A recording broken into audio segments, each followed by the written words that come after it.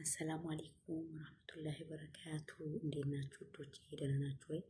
እንዲሁም ክርስቲያን ወገኖቼ ሰላም ሰላም ብያለሁ። በያላችሁ በሰላማችሁ ይብዛልኝ። ቪዲዮውን ሲጀምሩት በላይክ ጀምሩት። አዲስ የመጣችሁ ሰብስክራይብ ያደረጋችሁ ቪዲዮውን ተከታተሉ። ነባሮቹ እንኳን ደህና ቆያችሁ። ላይክ ሰብስክራይብ ሼር አድርጉልኝ ውዶቼ። ዛሬ እንግዲህ ይዤላችሁ የመጣሁት ያው ቪዲዮ በጣም ጠፍቻለሁ። ቪዲዮ ፖስት እያደረኩ አይደለም። ያው የምፖስታቸው ቪዲዮዎች የምነግራችሁ ነገር አለ። ያ ነገር ከመፈጠሩ በፊት የቀረጽኳቸው ቪዲዮዎች ያው እኔ ቀደም ብዬ ቪዲዮ ቀርጬ ነው ማዘጋጀውና አሁን ፖስት የማደርጋቸው ቪዲዮዎች ቀደም ብዬ ቀርጬ ያስቀመጥኳቸውን ቪዲዮዎች ነው 3 ቀን 4 ቀን ምናልባት ሳምንትም እየቆዩ መፖስታቸው ማለት ነው። እና የጠፋሁበት ምክንያት ደግሞ ምንድነው? ያው ይጠቅማቸዋል ብዬ ስላሰብኩ ትንሽ ነገር እንኳን እኔ ከደረሰብኝ ነገር ለእናንተ ይጠቅማችኋል ብዬ ስላሰብኩኝ ይዤላችሁ መጥቻለሁ። እና ላይክ እያደረጋችሁ ቪዲዮውን ተከታተሉ። እና የሆንኩት ምክንያት ደግሞ የሆንኩት ነገር ደግሞ ምንድነው? አንዱ አይኔ ይሄን የምታዩት ከዚህ ጋር ይሄ ኖርማል ነው፣ ይሄ ጠበብ ብሏል። እና ያ ምንድነው ኦፕሬሽን ተደርጌ ነው ማለት ነው። ኦፕሬሽን የተደረኩበት ምክንያት ደግሞ ይሄን ኦፕሬሽን የተደረኩት ደግሞ በሳምንት ጊዜ ውስጥ ነው ማለት ነው። ምክንያቱም ደህና ነበርኩኝ፣ እንዳያችሁኝ ደህና ነበርኩኝ። ብቻ የሆነ ከመደረጌ በፊት ምንድነው የሆነ ሳየው አይኔ ውሃ ያለበት ሊጀምረኝ ሲል ውሃ ያለበትም ይመስለኛል፣ የሆነ ፀጉር የገባበትም ይመስለኛል፣ የሆነ ነገር የነካኝ ይመስለኛል ማለት ነው። ከዛ ዝም ብለዋለሁ፣ ብቻ እንደዚህ ያደርገዋለሁ፣ ግን ምንም ነገር የለም። ፀጉርም እንደዚህ ያደርገዋለሁ፣ አይኔን ራሱ ነካዋለሁ፣ ምንም ነገር የለም ማለት ነው። የጀመረኝን ምክንያቱም ነው የምነግራችሁና የሆነ እንደዚህ ያደርገዋለሁ፣ ምንም ነገር የለም። ውሃም ያለው ይመስለኛል፣ እንደዚህ ጠርገዋለሁ፣ ምንም ነገር የለም።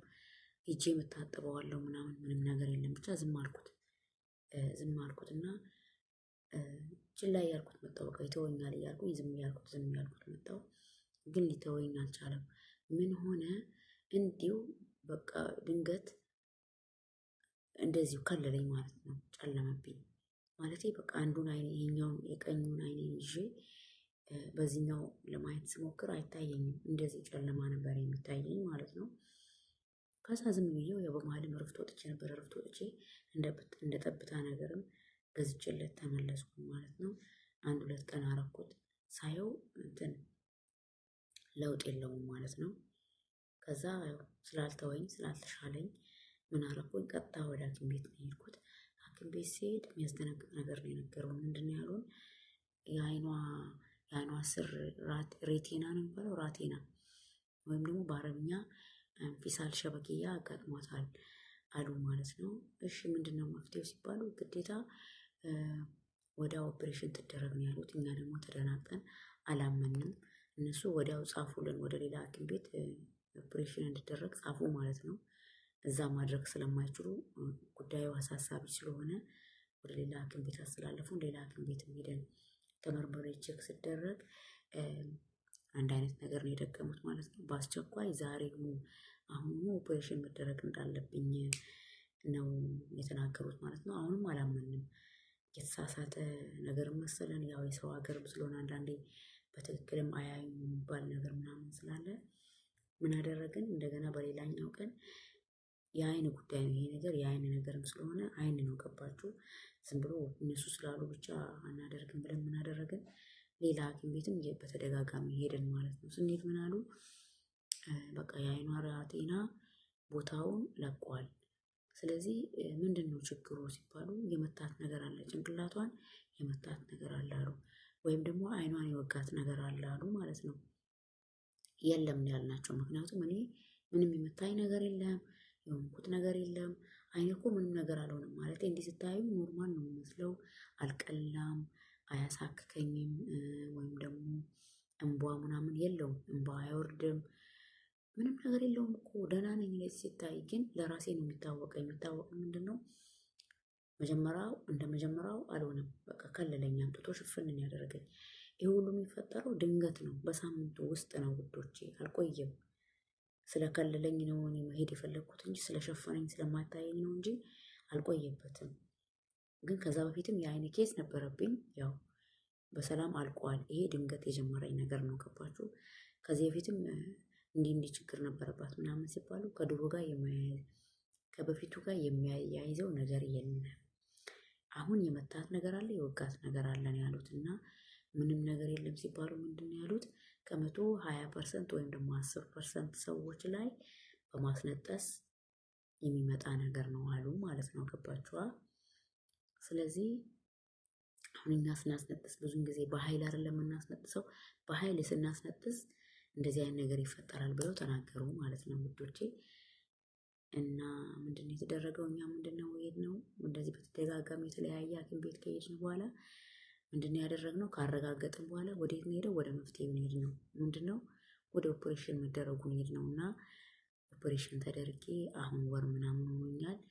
በማገገም ላይ ነው ያለሁት ማለት ነው ውዶቼ። ያው የታሸገው ምናምን ላስገባላችሁ አልቻልኩም። ታሽጎ እንደገና በተደረጉኝ በማግስቱ እንደ ፕላስቲክ ነገር አለ እንደዚህ ትክፍት ጠብታ ከተደረገ በኋላ ዝግት የምትደረግ እዚህ ጋር ፕላስተር አደረጉላታል። እንደዛ አይነት ነገር ነበረ። ከሳምንት በኋላ አነሱትና ያው አሁን ወር ሆኖኛል። በደንብ አልተሻለኝም። አሁን ራሱ እያወራኋችሁ ይቆረቆረኛል ውስጡ። እንደዚህ ጠጋ ብዬ ባሳያችሁ እዚህ ጋር ቀይ ነው። በደንብ አልተሻለኝም ምናምን። ግን ምንድነው ያው ሪያሊቲ ሾው ነው። ይሄ ያለውን ነገር ላሳውቃችሁ ብዬ ነው።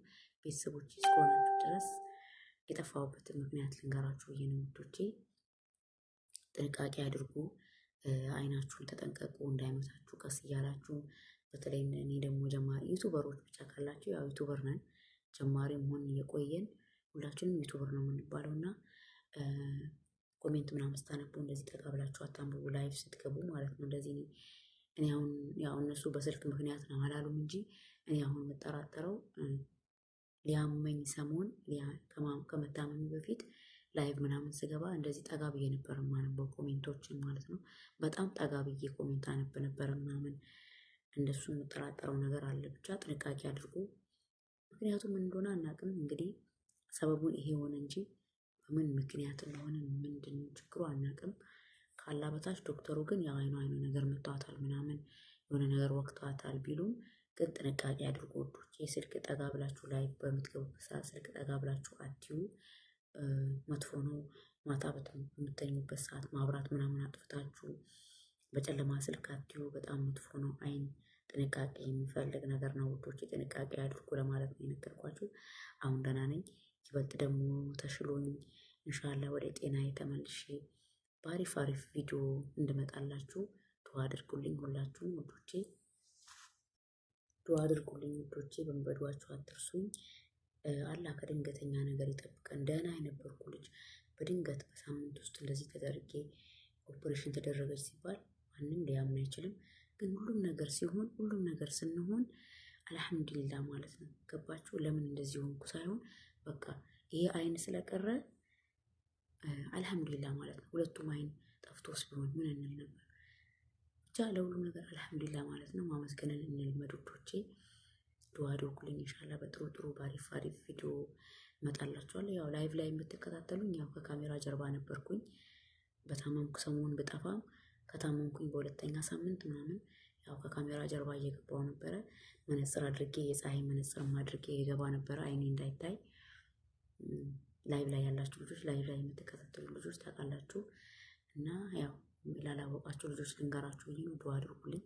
ኢንሻአላህ በቀጣይ ቪዲዮ ደግሞ እስክንገናኝ አላህ ያቆየን፣ አላህ ይጠብቀን። ሁላችሁም በያላችሁበት ወዳችኋለሁ ውዶቼ። ሀሳብና አስተያየት ካላችሁ ኮሜንት ላይ አስቀምጡልኝ። ሰብስክራይብ ያላደረጋችሁ ሰብስክራይብ አድርጉኝ። ላይክ ሼር አድርጉ ውዶቼ። አብረን እንደግ እንተጋገዝላችኋለሁ። ቻው። ሰላም አለይኩም ወራህመቱላሂ ወበረካቱ።